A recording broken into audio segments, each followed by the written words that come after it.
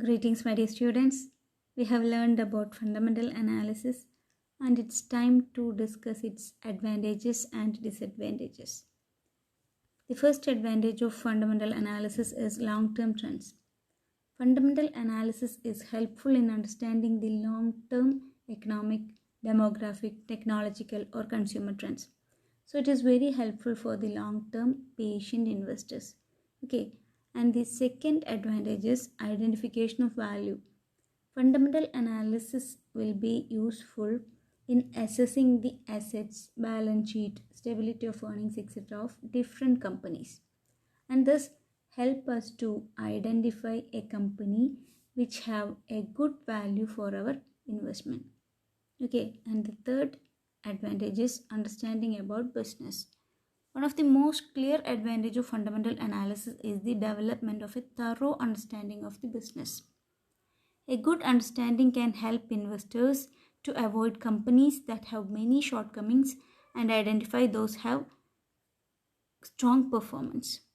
Okay, and the fourth advantage is knowing the company.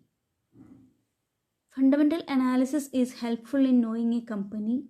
Knowing a company's business will help the investors to select the best stock for their investment from a relevant industry. Okay, so these are the advantages. Anyway, fundamental analysis has some disadvantages also. First one is defective practice. Critics of fundamental analysis says that it is irrelevant. Fundamental analysis is irrelevant. That is the opinion of critics of fundamental analysis. And the second disadvantage is that unscientific process. The critic says that fundamental analysis is an unscientific process, and it is difficult to get a clear idea about company's value, because in the case of a company analysis we need to assess so many qualitative factors such as company's management, its competitive environment, etc. Okay, and the third disadvantage is time consuming. Fundamental analysis can be extraordinarily time consuming because there are so many factors to analyze, such as economy, industry, and company. And the fourth factor is industry or company specific. That is the fourth limitation. While analyzing industries and companies, different valuation techniques are required to assess different industries and companies. So it will take more time to assess different companies and to select a company among them to invest.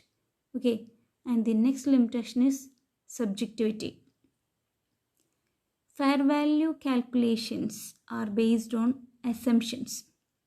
As we already discussed, in growth models, dividend growth models, we are assuming a growth rate. And in the case of multiplier approach, we are using PE ratio as multiplier. These assumptions are also will influence the intrinsic value or fair value of a share. Okay, and the last limitation is analyst bias.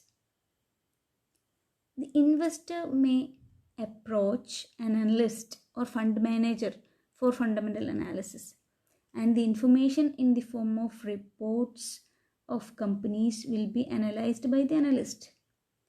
If there is any bias in these reports, then the analysis will not be correct. Okay, and another aspect of analyst bias will be there if the portfolio manager or analyst has any relationship with the company. Okay, so these are the advantages and disadvantages of fundamental analysis. Thank you.